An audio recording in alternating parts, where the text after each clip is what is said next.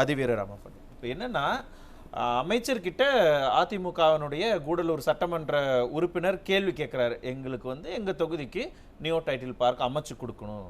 உடனே அவர் எந்திரிக்கிறாரு, அமைச்சு கொடுக்க முடியாதுன்னு சொல்லியிருக்கலாம், இல்லாட்டி நான் தொழில்துறை அமைச்சர்கிட்ட நீங்க கேளுங்க அப்படின்னு கூட சொல்லியிருக்கலாம், அல்லது முதலமைச்சர் இதுக்கு ஏதாவது சொல்லுவாருன்னு கூட சொல்லியிருக்கலாம். அதெல்லாம் எதுவும் சொல்லாம குறிப்பிட்டு என்கிட்ட அதிகாரம் இல்லை, என்கிட்ட என்னுடைய துறைக்கு நிதி இல்லை, எனக்கு எதுவுமே தெரியாது, யாருக்கிட்ட அதெல்லாம் இருக்கோ அங்கே போய் கேளுங்கன்னு அவர் சொல்கிறாரு இல்லையா? என்ன புரிஞ்சுக்கலாம் இதில் இருக்கு? சார், என்ன புரிஞ்சுக்கலாம்னா, திமுக உள்ள உட்கட்சி பூசல், கலகலப்பு, சலசலப்பு என்னென்ன சொல்லுவீங்களோ அது எல்லாம் வந்துருச்சு அப்படிங்கிறது தான் இதிலேருந்து தெரிஞ்சுக்க முடியும். ஏன் அப்படி சொல்கிறேன்னா, அப்போ முதல் முறை அவர் வந்து ஃபினான்ஸ் மினிஸ்டராக நியமித்து அந்த சர்ச்சை வீடியோவுக்கு பிறகு நிதித்துறையில் ஆடியோவுக்கு பிறகு நிதித்துறையிலிருந்து அவரை மாற்றுகிற போது அன்றைக்கே வந்து இந்த தகவல் தொழில்நுட்பத்துறை அமைச்சராக அவரை கொடுக்குறாங்க. அப்போ அவர் போட்ட ட்வீட் பார்த்திங்கன்னா, கடந்த 2 ஆண்டுகள் நிதித்துறை அமைச்சராகவும் தற்போது எழுச்சிமிக்க புதிய துறையும் கொடுத்த என் தலைவர் மு.க. ஸ்டாலினுக்கு நன்றின்னு போட்டிருந்தார். அந்த எழுச்சிமிக்க துறை இப்போ என்னாச்சு அப்படிங்கிற அந்த துறை குறித்த இந்த எழுச்சிமிக்கன்னு சொன்னதும், எதுவுமே இல்லாமல் பதவிடா பாவிகளான்னு சொல்கிறதும் ரெண்டே நீங்கள் பொருத்தி பார்த்தீங்கன்னா, அப்போ இவங்களுக்குள்ளே ஏற்பட்டிருக்கிற முரண் எந்த அளவுக்கு பெரியது அப்படிங்கிறது முதல் கட்டத்தில் நமக்கு வெளியே தெரிய வருது. அடுத்து பிடிஆர் வந்து எதையும் வந்து மிக தெளிவாகவும் தீர்க்கமாகவும் சொல்லக்கூடியவர். நம்ம நிறைய அவரோட இன்டர்வியூஸ் பார்த்துருக்கோம். இன்னி தேர்தலில் நிற்கும்போது திமுக காரர்கள், மூத்த திமுக தலைவர்கள் ஓட்டுக்கு காசு கொடுத்தா தான் ஜெயிக்க முடியும் என்று சொன்னார்கள் அப்படின்னு சொன்னதாக இருக்கட்டும். அதே மாதிரி 7 மாதத்தில் 30,000 கோடி என்கின்ற அந்த ஆடியோவாக இருக்கட்டும், வெறும் 7 மாதத்தில் இப்படி தொடர்ந்து, நல்லவேளை அந்த 7 மாத ஆடியோங்கிறது 2 வருஷம் கழித்து வந்தது. முதல்ல வந்திருந்தால் அப்போவே நிதி அமைச்சர் வந்திருக்க முடியாது, இதெல்லாம் காலியாக இருந்திருக்கும். அப்போ இந்த திமுக குறித்து, அவர்களின் முதல் குடும்பம் குறித்து யாரெல்லாம் எந்தவாறு பேசுகிறார்கள் என்றால் உடனடியாக அவருக்கு இரக்கம் இருக்கிறது அப்படிங்கிறத காட்டும் விதமாக பலிகடாக்கப்பட்டார். யார்? பிடி தியாகராயருடைய பேரன், பழனிவேல் தியாகராயனுடைய மகன்.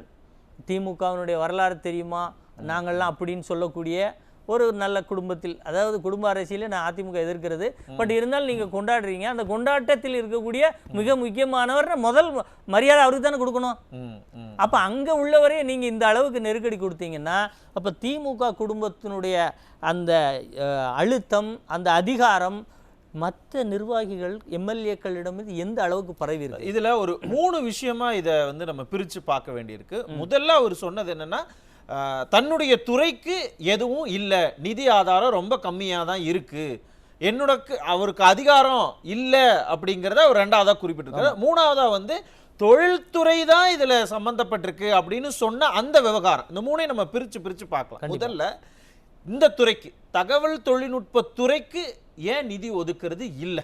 என்ன காரணம்? இவர் அமைச்சராக இருக்கிறதால நிதி ஒதுக்குறது இல்லையா, இல்லை பொதுவாகவே யார் அதுக்கு அமைச்சராக இருந்தாலுமே நிதி ஒதுக்க மாட்டாங்க? சேச்சா, அப்படிலாம் இல்லை. அதாவது புரட்சி தலைவி அம்மா அவர்கள் இருக்கிற போது தகவல் தொழில்நுட்பத்துறைக்கு மிக மிக முக்கியத்துவம் கொடுத்தாங்க. அந்த அடிப்படையில் நிறைய திட்டங்கள், அதை மேற்பார்வை செய்து திட்டமிடுவது என்ற அனைத்து பொறுப்புகளும் கொடுக்கப்பட்டது.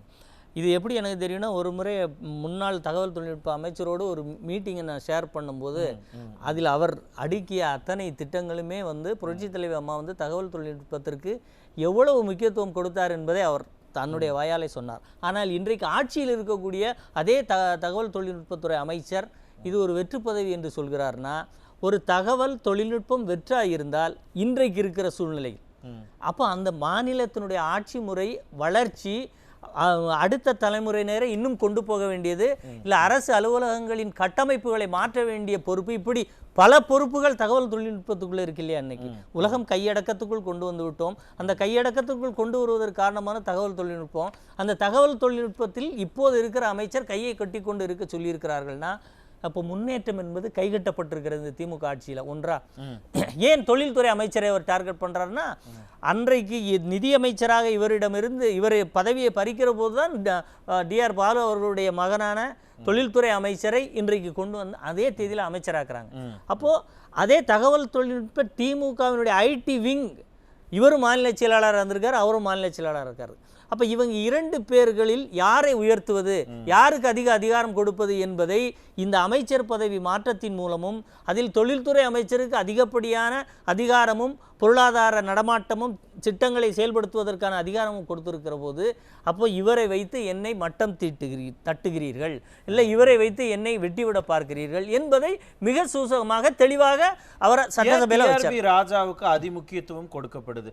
இவர் பிடிஆர்னுடைய இந்த ஆடியோனால பிரச்சனையா, இல்ல டெல்லியில டிஆர் பாலுவுக்கு வந்து அதிகாரம் குறைச்சிட்டு கனிமொழி அங்க பிரதானப்படுத்துறாங்க, அதற்கு ஒரு மாற்றாக இங்க அவருடைய பையனுக்கு நாங்க பிரதானமா கொடுக்கிறோம் அப்படின்னு ஏதாவது ஒரு நுணுக்கமா? நிச்சயமா சார், பேலன்ஸ் ஆஃப் கன்வீனியன்ஸ்னு சொல்லுவோம் அந்த லீகல் லாங்குவேஜில். அதுதான், அதாவது கனிமொழியை இரு அவைகளின் திமுக தலைவராக போடுறாங்க. அப்போ டிஆர் பாலு ஒரு மிக நீண்ட அரசியலாக தொடர்ந்து அதில் இருக்கிறவர்.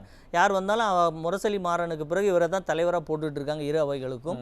அப்படி இருக்கக்கூடிய காலகட்டத்தில் கட்சி ரீதியாகவும் கனிமொழியை விட உயர்ந்த பதவியில் இருக்கக்கூடியவர், இப்படி அனைத்திலும் முன்னுகடி இருக்கக்கூடியவரை பின்னுக்கு தள்ளி தன்னுடைய சகோதரியான கனிமொழிக்கு அந்த பதவியை அவர் கொடுக்கும்போது அதுக்கு பேலன்ஸாக தான் இவரை கொண்டு வந்து கொடுக்குறாங்க.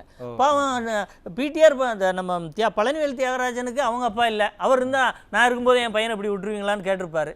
அவர் இல்லாததுனால, ஒரே பையனாக இருக்கிறதுனால அவர் இப்படி ராகிங் பண்ணுறாங்க. இருந்தாலும் இதையெல்லாம் உட்கட்சி விவகாரம்னா கட்சிக்குள்ள ஒரு பொதுக்குழு நடக்கும்போதோ, இல்லை செயற்குழு நடக்கும்போதோ, இல்லை நிர்வாகிகள் கூட்டம் நடக்கும்போதோ, இல்லை சட்டமன்றத்தினுடைய உறுப்பினர்கள் கூட்டம் ஏதாவது நடக்கும்போதோ, கட்சிக்குடைய உள் விவகாரத்தெல்லாம் அங்கதானே பேசிக்கணும். அதையே சட்டமன்றத்துக்குள்ள வந்து பேசுறது அப்படிங்கிறது ஏற்புடையதா சார்? இல்லை, அவர் அதில் மிக மிக தெளிவாக சொன்னார்.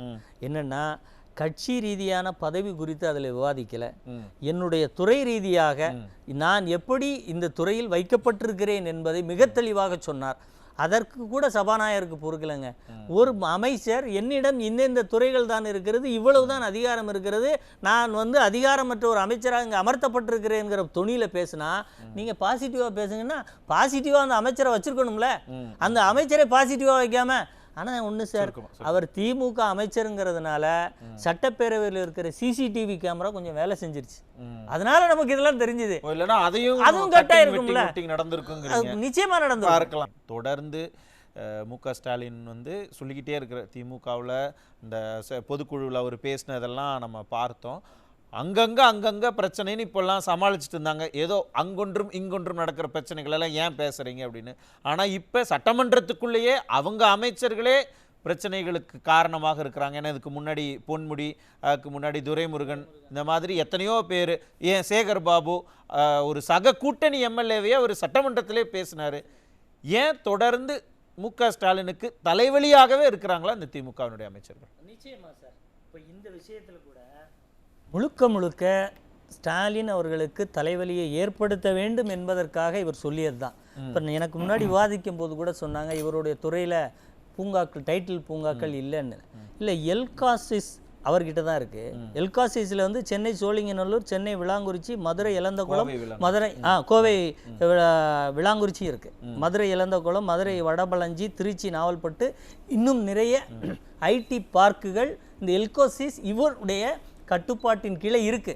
இவர் நியாயமான அமைச்சராக பதில் சொல்ல வேண்டும். எனக்கு ஸ்டாலின் மீது எந்த காழ்ப்புணர்ச்சியும் இல்லை என்றிருந்தால், என் கீழ் வருகிற எல்கோசிஸில் இப்போது நிதி இல்லை, நீங்கள் டைட்டில் பார்க் பார்க்குற தொழில்துறை அமைச்சரிடம் இந்த கேள்வியை கேளுங்கள்னு சொல்லியிருந்தா அதுதான் ஒரு சட்டசபை நாகரிகம் நாம் எதிர்பார்க்கிறது. அதிமுகவினுடைய எம்எல்ஏ பொன்சேசிலன் கேட்டதும் அதுதான். கூடலூர் ஒரு நல்ல கிளைமேட் இருக்கிற ஏரியா, ஊட்டி பெங்களூர் மாதிரி இருக்கும், இங்கே கொண்டு வந்து ஐடி பார்க் வச்சிங்கன்னா அது ஒரு தொகுதி மக்களுக்கும் பயனுள்ளதாக இருக்கும், லாபகரமானதாகவும் இருக்கும். அதனால தான் இவர்கிட்ட இந்த கேள்வி போகுது. அப்போ இந்த கேள்வியை அவர் எடுத்து வச்சுக்கிட்டு தனக்கு முதல்வர் ஸ்டாலின் மீதும் மற்ற அமைச்சர்கள் மீதும் இருந்த வெஞ்சன்ஸை வச்சு தீர்த்திருக்காருன்னு தானே அர்த்தம். என்னன்னா அதற்கு அவர் வந்து துறைக்கு சம்பந்தம் இல்லைன்னா அவர் எப்படி பதில் சொல்லுவாரு? பதிலையும் சொல்லியிருக்காரு. 89 கிலோமீட்டர் தூரத்துல இருக்கிற கோவையில அங்க வந்து டைட்டில் பார்க் இப்பதான் முதலமைச்சர் திறந்து வச்சாருன்னு வேற அவர் சொல்றார். அப்போ இந்த கேள்வி நியாயமான கேள்வி. இந்த கேள்வியை அவர் பயன்படுத்தி கொண்டார். தன்னுடைய மன உளைச்சலை, தான் எப்படியெல்லாம் அமுக்கப்பட்டிருக்கிறோம் என்பதை வெளிப்பாட்டுவதற்காக இந்த சட்டசபையும் இந்த அமைச்சரவையும் அவர் பயன்படுத்தி கொண்டுதான் இதை மிக தெளிவாக தீர்க்கமாக ஆராய்ந்து சொல்லியிருக்கிறார். ஏன்னா அந்த கேள்வியை ரொம்ப ரைட் ராயலாக அப்ரோச் பண்ணணும்னா, என் கீழ் எல்காசிஸின் கீழே நான் இப்போது கொண்டு வர முடியாது, நிதி ஆதாரம் இல்லைன்னு சொல்லியிருந்தா அது நியாயமான ஒரு கேள்வி. ஆனால் இது முழுக்க முழுக்க முதலமைச்சருக்கு ஒரு எச்சரிக்கையா நினைக்கிறேன். என்ன எச்சரிக்கைன்னா, இப்ப இவரை வந்து அமைச்சரவையில் இருந்து கட்சி பொறுப்பில் வந்து முதலமைச்சரால் எடுக்க முடியாது.